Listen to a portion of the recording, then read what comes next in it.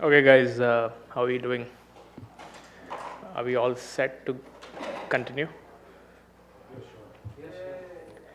So basically, we can still go on to the BGP part, but since we are running late, uh, we'll be uploading the slide deck online. So you have to just go and do a git pull, and you'll be able to get all the contents. So that would include this configuration and troubleshooting steps, basically, whenever you are uh, not able to establish a BGP session and things like that, how to debug all these things, uh, that all these steps are all well documented, so you don't have to, you can just go out later in the day and just play along and try to debug things. So I'll start with PCEP now. What happened to the other one? That, Yeah, so the XRV exercise. huh? The XRV exercise? No, Giles have set up for us actually. Yeah, the declaw. Yes. Yeah. Yes. So That's what he's saying. I mean, we could spend time doing that, but since it's already full. No, we have time, don't worry. And there's more stuff to cover. Probably we can come back to it at the end. yeah. So what we can do is we can. There will be some XRV labs in PCEP also. We can quickly go through that, and if time permits, come back to BGP. So the only thing that is different with the XRBGP example that we saw is in XRBGP there were only V4 prefixes, but in the XRV you will get the link state update. So in there actually, how many BGP peer we will set up? All the No, again only one BGP peer. Only Same as ARAX one. For BGP Wednesday, we'll basically export everything that goes from ISIS into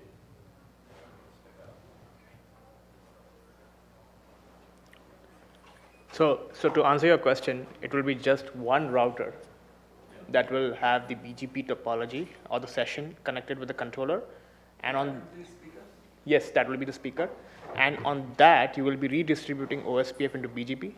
That will be learning the BGP link state routes, and through REST APIs you can just read the link states. And if you have some time, 5-10 minutes. Sure. I mean, yeah. I'm not sure if all the audience will stay till the end. No, I So think what Ajay is saying is in the PCEP exercise also we'll be using the XRV. XRVs, yes. So I'll be walking you guys over the PCEP lab, wherein we'll be using the topology, the same topology. We'll be establishing LSPs through different routers. So you'll just get an idea of how the XRVs are used. So, yeah. So.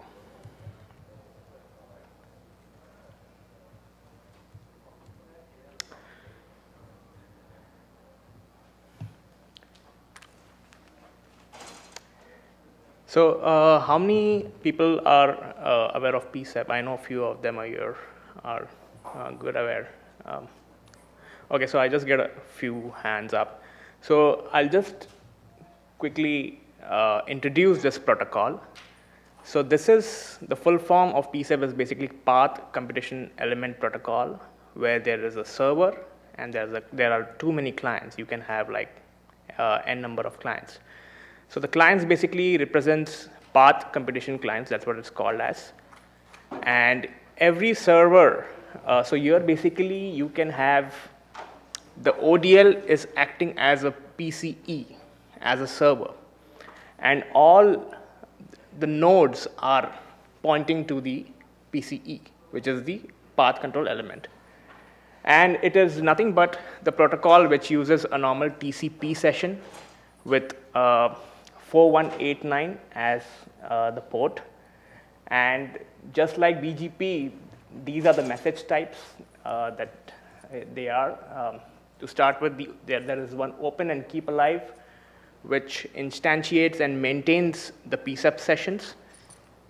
Then there is a PC request, where the PCC requests the PCE to create a path for it. Then there is a reply that comes from the controller. That reply could be like positive or negative. It could be like, okay, I'm able to create an LSP for you. This is a positive reply given by the controller to the clients. The clients can be anything. It could be any routers that support the PCEP protocol. And there are various notification messages, and if there is any error, that gets notified with the PCERR message. So in PCEP, there are two ways you can create a tunnel. One is you can initiate the tunnel from the controller, in this case the PCE, or you can create the tunnels from the PCC, which is called as the PCC-initiated tunnels, and you can delegate that tunnel to the controller, saying that this is the LSP I have created. Now you control it. You can adjust the bandwidth or play with it. So it's like there are two ways the LSP initiation process can happen. So any questions so far? Because I might be going a little faster, so please feel free to stop me whenever you want me to. So to summarize this, it's nothing but a client-server communication protocol in a very, very layman terms. And these are the RFCs that are supported in the OpenDaylight. The point here to be noted is we have been supporting stateful draft 07 since Beryllium timeframe. Before that, we had the stateful 02. And going forward, we'll be continuing to use that stateful 07 draft. And there is also a segment routing extension in PCEP. And there is support like diffserv, and the main RFC is RFC 5440 for PCEP.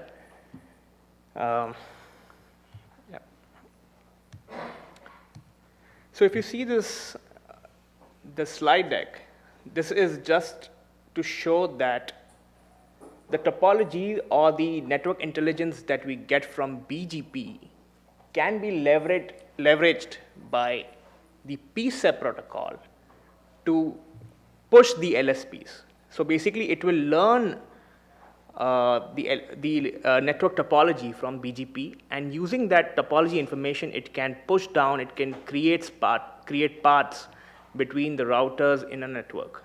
So that's the entire loop that you see how things between BGP and PCEP can be used to use the network intelligence and program the tunnels down below. So I have been talking about LSPs. Are you guys clear on the term LSPs? It is nothing but a label switched paths. And when I say label switched path, it is precisely an MPLS-TE tunnel that uses basically like things like RSVP protocol and MPLS-TE configuration to hold the tunnel. So how many people here are familiar with RSVP and MPLS-TE? Okay, I see a few hands there. So as Ajay L had explained about how the base network topology Yang file has been there in the OpenDaylight. So this PCEP topology model is nothing but it is augmented on the top of the base network topology model. So if you see here, in this topology on the left, you will see the information about a single node. On the left, if you see, it has the information about the PCC client attributes. And on the right, it shows the information about all the LSPs or all the tunnels inside that particular node. So there is no concept of like in BGP LS, we can see or read the data about the termination points. You will not be able to see all those information here like BGP LS. Here, basically, you will see the information about the tunnel. When I say information, I mean that every tunnel would have things like bandwidth, then there will be a source point, destination point of a tunnel, and there is a new concept of arrows, it is called as explicit route objects. It is nothing but the hops or the IPs of the hops the tunnel is going through. So basically, we'll be doing all those in the lab. So if these things are new to you, just keep in mind that E-rows are just like hops, so that are used by the tunnel to be created. So this is a sample topology, PCEP topology model, and it's just nothing but the actual data representation of the previous slide. So on the left, if you see, it shows the PCC 10.18.132.98, which is nothing but a node. It shows basically what is the LSP capability and the stateful TLV information about that particular node. And within that node, on the right, as you see, it shows the information about the tunnels. So the IP address, I'm not sure if it is clear, if you guys can see it clearly, it is nothing but the hops the tunnel is going through. So if you see, there are 4 IPs, 8.8.8.2, 7.7.7.2, and 6.6.6.2. It's nothing but, so there's a source point, there's a destination point, and there are a number of hops between those source and destination points. So it displays these arrows information to the controller. So the controller knows that the tunnel is going through which hops. It knows about all these things.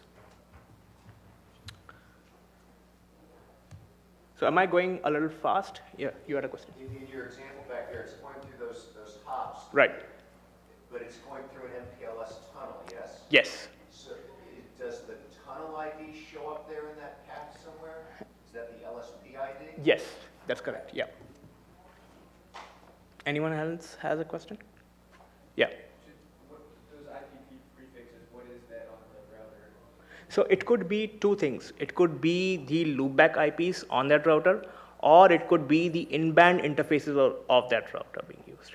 So either one of them it could be. Yeah, I mean, normally, yeah, you tend to give the far end interface address of each route you're going through, and then at the end you'll have the loopback, which I guess will be that one. Yes, the one at the end is the loopback, yeah. But if you still like get second routing, you can have different things in the arrow, for example, like the labels or whatever. Yep. So this slide here is basically showing the various RPCs that we have in the OpenDaylight controller. So on the left top, we see an RPC to add an LSP. So many people must be thinking, where does it sit in the OpenDaylight thing?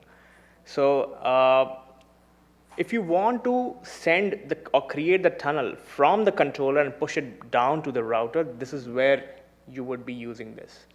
So add LSP is to add the LSP. There is remove LSP, and there should be one update LSP args that can be used. So these are nothing but the Yang models to create and update and delete the tunnels. And those tunnels are coming from some application that's Yes. sitting out there that's, Yep. that's That's correct. gathered this knowledge Exactly. outside the scope of what. That is what the OpenDaylight controller exposes to the application, right? So, yeah.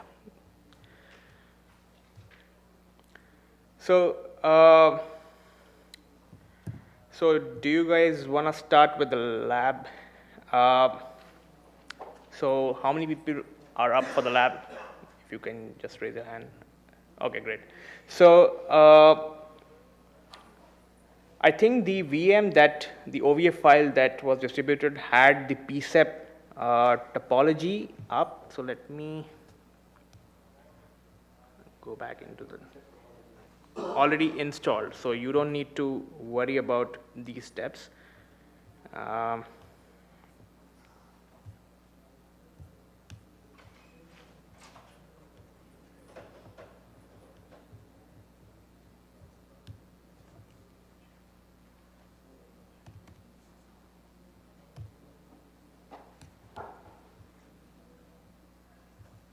Do you want to have this capture file or? Yeah, so the PCEP plugin actually listens on TCP 41894. So instead of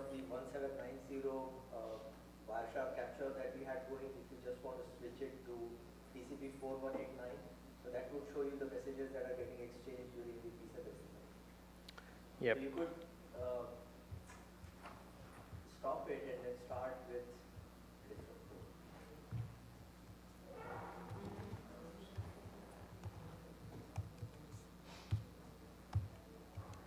So just make sure that you have the PCEP session up.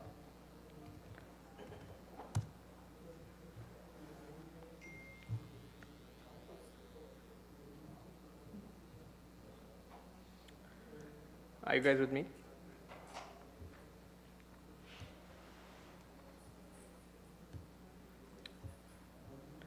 And in the tutorial link, if we can just get started over the PCEP section.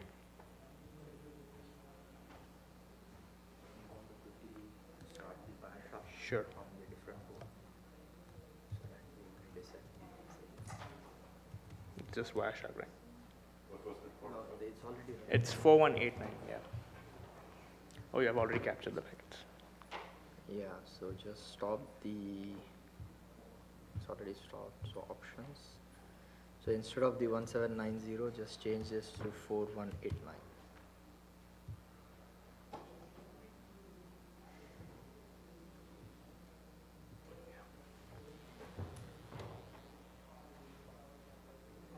Do we need to stop the ODL server that we have run a pure system?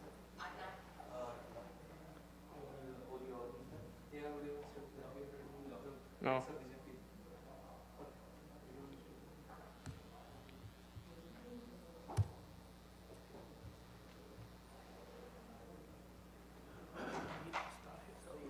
Oh, it's already? So well. Oh, okay. So, but why is it not showing the packet? Should I stop it? No, keep it because PCEP is not. Oh, okay. It's not established. Okay, so let's move on. So can you guys go on the tutorial section of the PCEP and let me know once you guys are ready?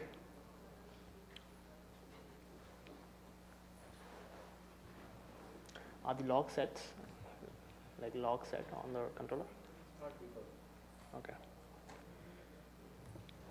Are you guys with me? So there's a debug section in the PCEP tutorial page, which is optional right now. You can just go onto the Karaf client and then just copy and paste these log commands. So this will help you for debugging purposes. If there's any PCEP sessions which are not up or established, you can, just use these log messages. And here comes the fun part. So let's log in into the SJC router in the XRV. So assuming that you are already connected in your VPN. So if you just do a telnet and just do a router and tab, and then press one more tab, it will give you the list of controllers, list of routers. So go ahead and log in into the SJC. So the username and password is root or Cisco.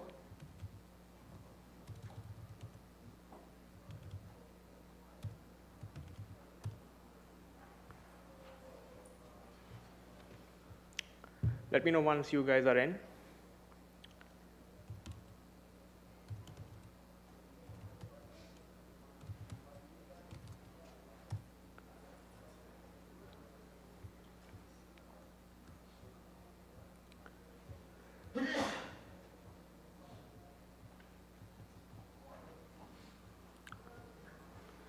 So once you're in the router, you can just run the show command, show MPLS traffic engineering PCE peer, and you will see a 198 series IP address which is already up. We don't need to use this one. What we'll do is basically we will configure the PCEP with the IP address of the VPN that you guys had got in at the beginning of this lab. So if you guys just run bin check VPN status and get the IP address of your controller and copy, and let's see, where do we need to configure this?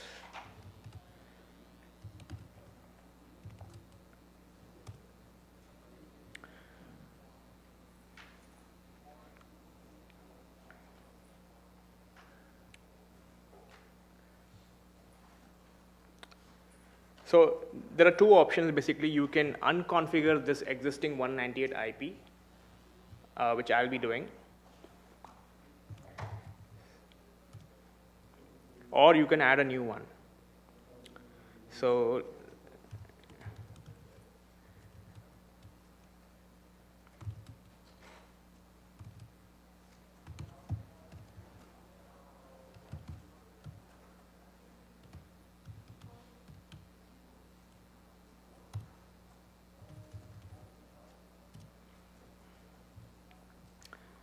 configuring a new one.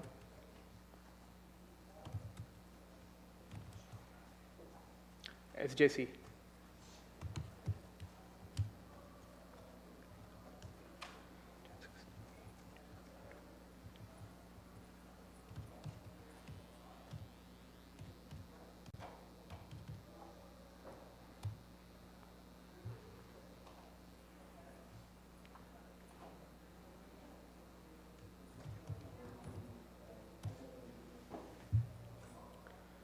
And there is an option here in the run config which says Cisco extension.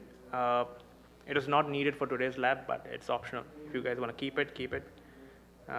We don't need it. So let's see if the peering is established.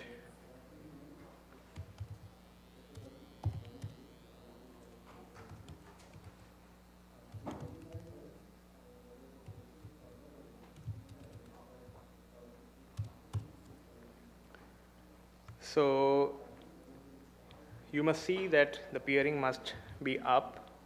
So let's see if we could capture anything on Wireshark.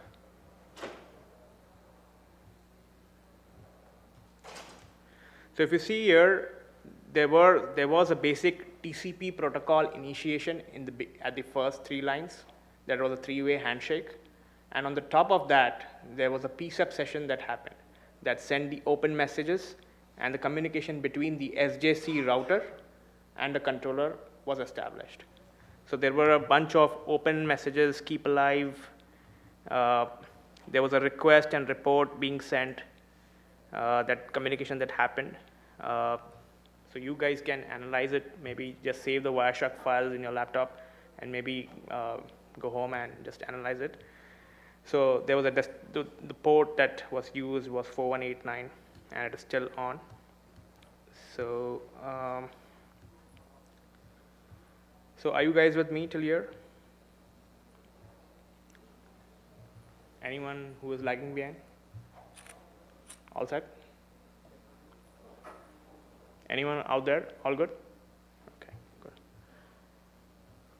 So here in the tutorial, you can just, the reason that I have put this snapshot here is just to determine that RSVP is pre-configured on the SJC router, so you don't need to worry about any of those things. And same goes with the MPLS-TE router. So here we saw that this was the controller IP that I changed. I changed to the VPN IP, and we were able to establish the PCEP session. The Cisco extension thing is pretty optional, so up to you. And we reached at this step wherein we established the PCEP session. So these will be the sample snapshot log messages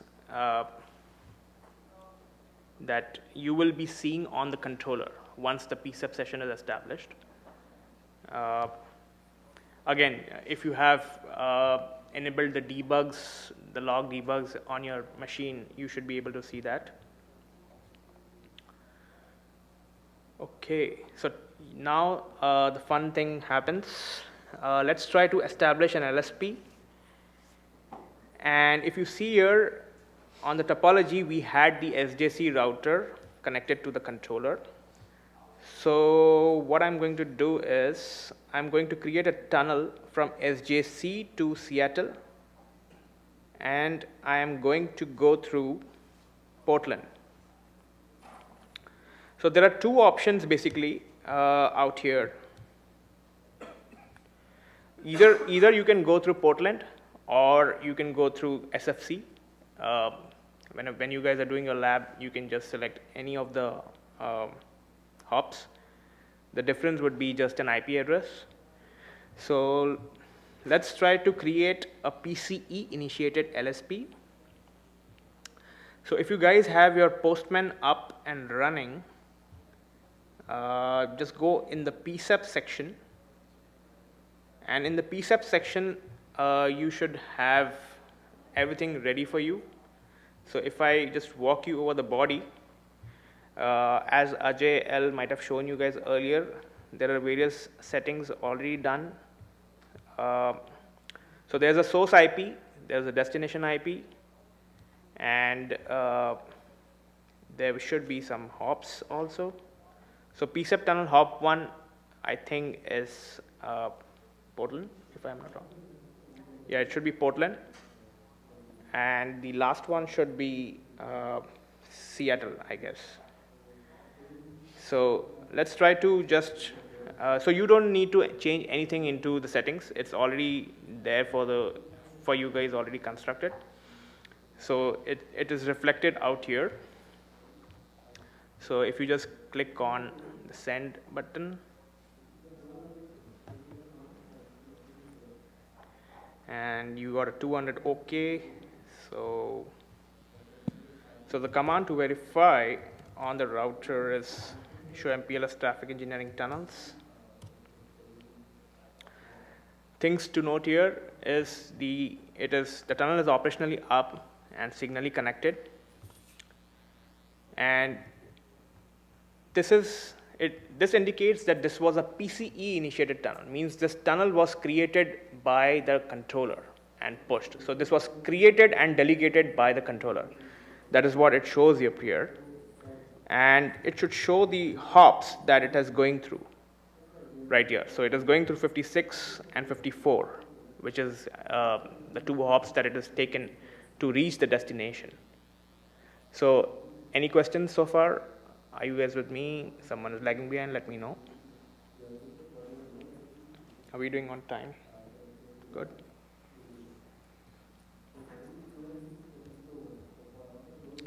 So let's see how it looks. So this was the add LSP RPC if I had shown in my previous slide decks. And this is nothing but the same thing. If you scroll at the end, you see this add LSP RPC call that I used to push the tunnel down to the router. And let's see how does the controller learn about this.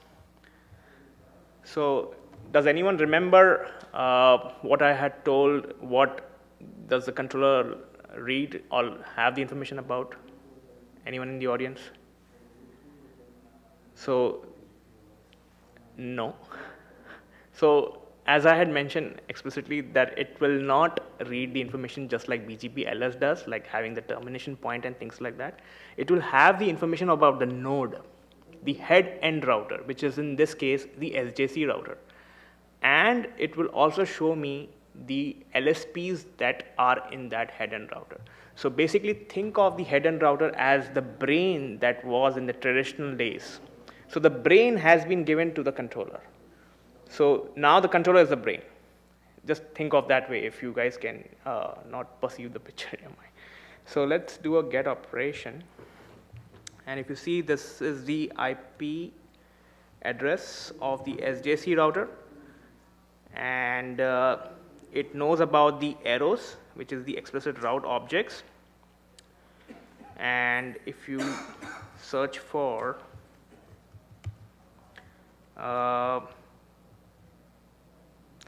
It will also tell you the capability, which is LSP update capability, which is true, means the controller has the capability to update this tunnel information.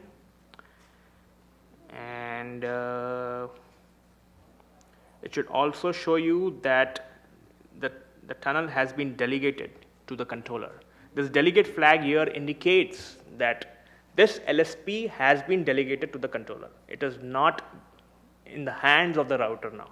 It has been, the control has been given to the controller now. If you see it false, means the controller has been taken back by the router. So this is how you distinguish between these things. And you should also see the operational status, which is up, which is good.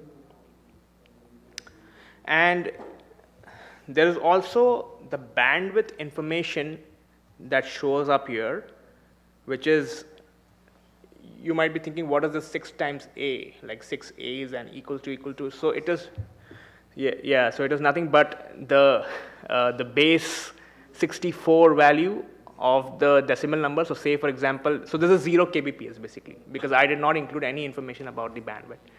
So in the next lab, I'll be showing you how to update or send the bandwidth information from the controller to the router. Can you go over that again? Because I know that like FlowSpec uses this as well if you want to do zero bandwidth. I don't understand what this is. So this is nothing but the base 64 representation of 0 kbps. Means there's no bandwidth signal on this LSP basically. So there is a converter in the tutorial document that we have provided. There are links. So if you just put in 0 in, so if you, maybe I can show you in the tutorial. Yeah.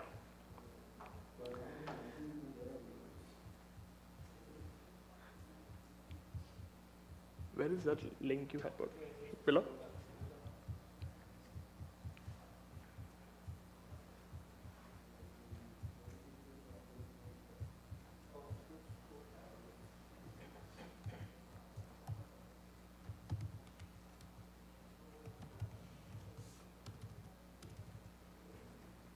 Okay, so in the same page, you will, if you search for bandwidth, you will see this conversion tool that we have provided in this lab. So say for example, I am signaling a 400 kbps signal value. How does it come and reflect in the controller? So first we have to convert the kbps value to bytes per second, which in this case, so say for example, I'm trying to signal a 400 kbps signal LSP. So the conversion is like 50,000 bytes per second. And then use that bytes per second value and convert it into hexadecimal. So this is the hexadecimal value of that bytes per second signal value. And then from hexadecimal, you convert using base 64 encoding tool. I can go step by step, but since time is not like allowing us, we have provided the conversion tool for you guys, so you can go home and like try to play with this. So you will be able to convert. So this is how you will see AAAA here. So if you just put 0 here and change it to bytes per second, it will be obviously 0. And then change it to hexadecimal and put the hexadecimal value in the base 64 converting tool, and you will get the value AAA. Try it whenever you guys are free. Okay, so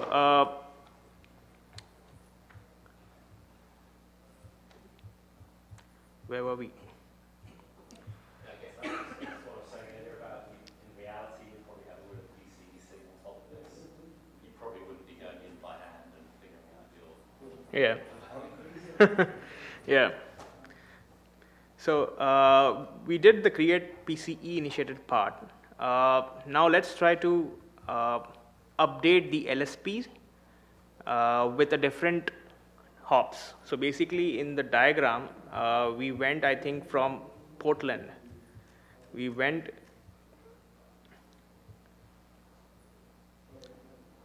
okay, I think we went from SFC to Portland. Now, that is the sample body that is in your postman operation. So in the update, I have kept the other path. So if you guys want to change the hops the tunnel has to go through, you can do, simply just do an update operation here. So if you go see the update tunnel and check the body,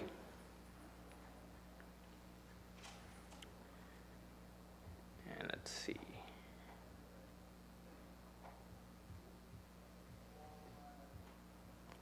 So let's try to put the IP of this guy, which is 55.0.0.28 and 53.0.0.26.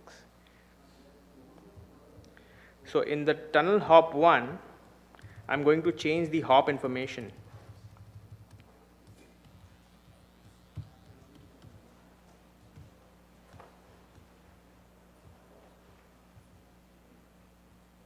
One more question, just back on the Sure. conversion. I mean, why for an application developer, why wouldn't you just make it whatever the bandwidth is, and then on the back end, OpenDaylight's doing that conversion? I mean, why? I think this is how it has been designed, right? I mean, do you want to take that question? This one, So the question is why it is in the base 64 format and why not? all that stuff. The base 64, I guess, comes from that's just how it's encoded in the model, or how Yeah, maybe it is, must be already done in the Yang models. Because it makes it harder, right? On the developer has to like write their own conversion tool, so then put it in just so it gets converted back again on the back end. Yeah, so it's yeah. kind of a combination of it's exactly wrapping what what PC protocol does, plus the fact that it's running with Yang, and that's where you get all the base 64 stuff. But you're right, that's where you probably need a higher layer some convenience API that does the conversion for you. Yeah, we should probably have one. Because in the BGP extended communities are the same thing for the same for like flow spec to do drops and stuff like that. It's the Same stuff. yeah. So what I'm going to do is nothing but changing the arrow information.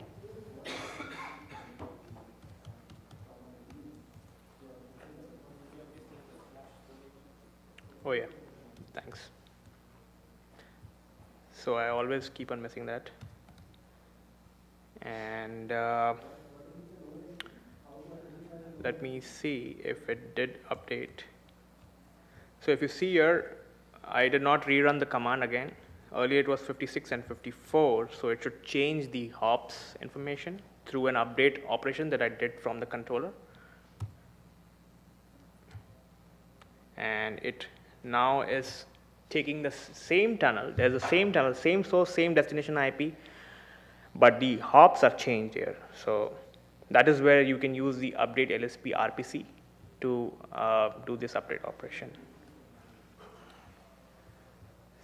So we did the create PCEP information, the update LSP.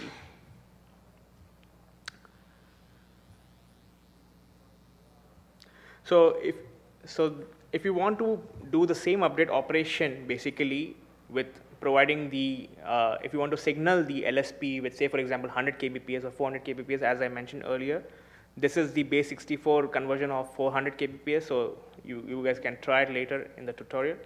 Just put this bandwidth information in the same update LSP operation, and you can signal the LSP with 400 kbps. So yeah, so this is how it would look on the XRV. This was a 400 kbps information. And let's now delete the tunnel. So I'm going to go ahead and delete the tunnel. Make sure the tunnels are deleted. Yes, it is. So the second option to create the LSP is through the PCC. Means on the head-end router, I will be creating an LSP through the set of commands, and then I'll be delegating this LSP to the controller. So the head-end router here is creating the LSP and saying, please take the control over this LSP and you can do whatever you want. So what I'm going to do is I'm going to just copy and paste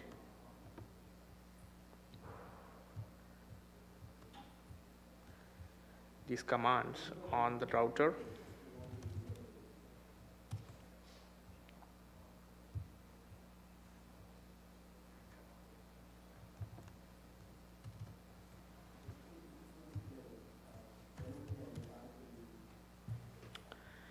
So things to note here, what I'm doing here, I'm trying to tell what is the source of the tunnel, which in this case is the loopback IP. I'm giving it a name, which is foo. Auto route announce will help me to announce these information of this particular LSP to other protocols like IGP or OSPF or whatever you're using. In this case, I think we're using the ISIS protocol, and this is the destination of the LSP. And either you can put the path option to be dynamic, or you can explicitly say I want to go from this hop to this hop to this hop. So this dynamic basically uses the IGP protocol, which in this case is ISIS. So if I just do show running router ISIS, this is how it has been configured on each router of the Cisco D Cloud. So you don't need to configure any such things here. So let's see what happens. So the tunnel is up. The destination, source and destination is good. The hops information are there. Is there anything that we don't see in this tunnel? Any guesses? Or maybe I can just do a get operation in the postman. And any guesses why it is not showing the information of the tunnel here? It is showing me the node information, but it is not showing me the tunnel information. Quick guess here. So the reason it is not there is because it has not been delegated to the controller. So if I show you the configuration again, if I go back here, this T100 tunnel basically has not delegated the control from the head end router to the controller. It is still taking the controller to its own. So what I'm going to do is I'm going to go back to the router, and I'm going to give the controls to the controller. So in that case, so we are not populating the delegate field because wouldn't that be delegate false in that case? So no, it has not been. The controller doesn't know about this LSP yet, right? And it's a field, it's a leaf within the LSP, so that's why. The delegate false. It will come once it is been delegated.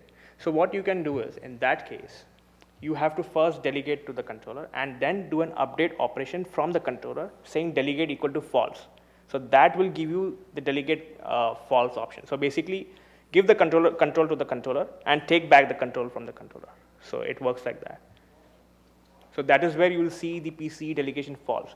So there might be an instance when you have multiple controllers, right? And you control it with the, there's a command on the CLI that you control using that. So if you have, so maybe I can just run that command, show MPLS traffic engineering, PCE-P. So by default, the precedence value I was talking about. So if you have multiple controllers and if the precedence value is lower than the other controller, then that will be the active controller, and the one with the higher precedence value will be the standby, and that is where you'll see the delegate flag false for the standby controller. So I will go back to the tunnel.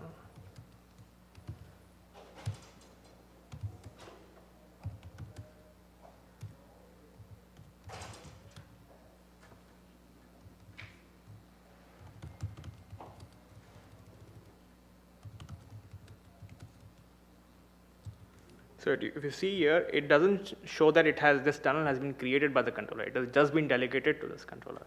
So let's check in Postman pretty quickly.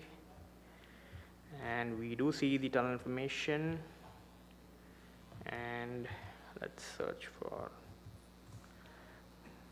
So if you see the delegate flag is set to true, means I have given the controls now to the controller. Any questions so far? I know I'm going a little faster because we have another topic, which is flow spec and BMP. So this is the same thing that I did here. I just configured the PCE delegation part here on the LSP, and this is how the configuration looks like.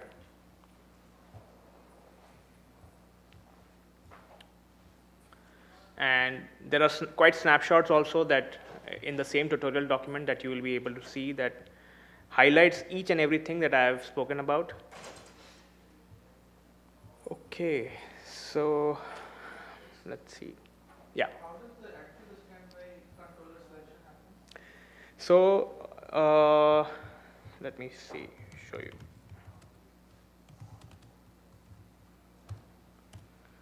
So now I have a single controller here, right? Yeah. So by default, the precedence is set to 255. So there is an option in the CLI. You can change the value of the precedence lower than 255. So lower the value, higher the priority. So say for example, if I have another controller whose precedence value is 254, that will be the active controller and this guy will be the standby. And then when I delegate the tunnel to the controller and do a get operation, you will see the delegate flag set to false for this guy and true for the one with the higher priority. Did that answer your question? Cool. Okay. So let's try to do an update operation and try to take back or just cancel the delegation basically. So what I'm going to do is I'm going to send this update body with the flag set to false, meaning I am going to give back the controls to the head end router. So the head end router created the tunnel, gave it to the controller. Now I can do this REST call through the controller and give back the control to the head end router. So this is just to show that it's on the controller end, it is so flexible that you can, using a single REST operation, you can do whatever you want to achieve. So so I've changed this to false. And let's see if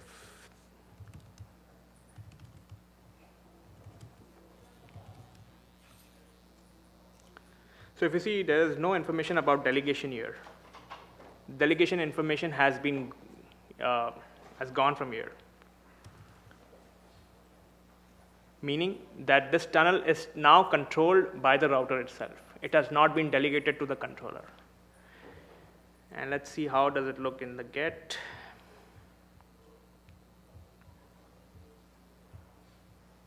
And in the get, basically, controller does not know about this LSP at all. It has given back the admin rights and everything to the router. So you don't see any LSP information learned by the controller. So I quickly just came over the segment routing piece. So segment routing is quite similar to PCEP, as Giles had mentioned earlier. Instead of giving the arrows information, which is the explicit route objects that we give in PCEP, we can give the information about the entire segment, basically. So you must be thinking, what is the difference between PCEP and segment routing? So in PCEP, we need things like RSVP and MPLS-TE.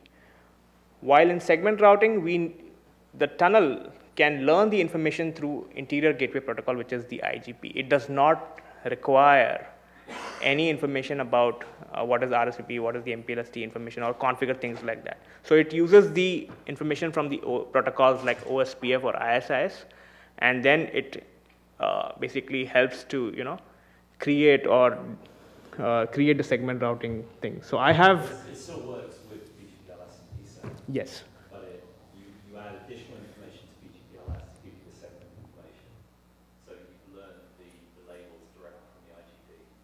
And then, when you come to do the PCEP stuff, instead of having the router having to signal LSP with RSVP, it can just program in the label stack and ingress.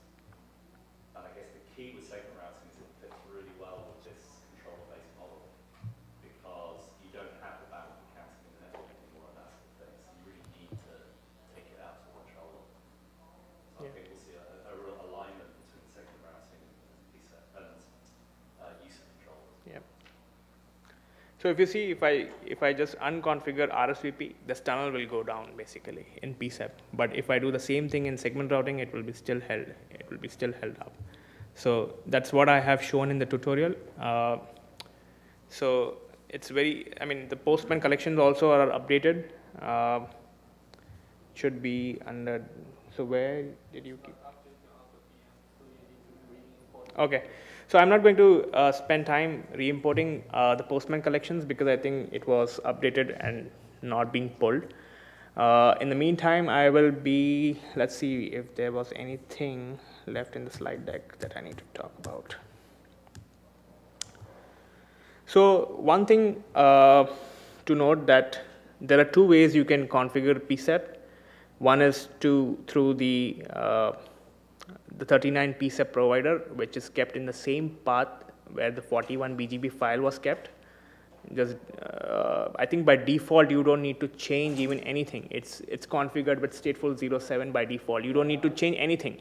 Like if you saw that I did not configure any IP address on the controller, it was up by default. So that is the best part I like about PCEP. And of course, you can use the NetConf controller config NetConf way to do that. And the open config model is not available in Beryllium. It was introduced in Boron. So actually PCEP doesn't have an open config. Oh really? We don't have it in Boron? Oh, okay, cool. So there's no open config model available at all.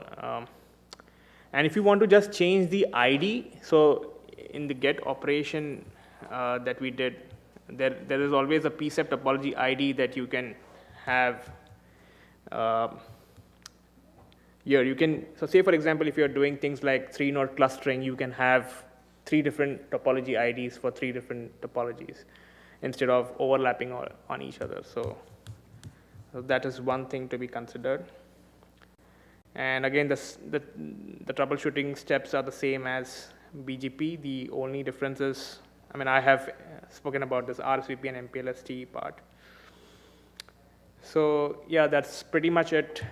Do you guys have any other more questions that I can address before we move on to BMP? Both doesn't need to be run in the network, PCEP and the segment routing. Only one is sufficient. Yeah, one is sufficient enough, yeah. Either you run segment routing or you run PCEP. So it's mostly a design thing. I mean, whenever you design, you can choose between the two, if it is segment routing or PCEP, yeah. Cool, so let's switch our gears to BMP. So I'm sorry if I went through very fast. Since we are like running out of time, I have to go fast. So thank you guys.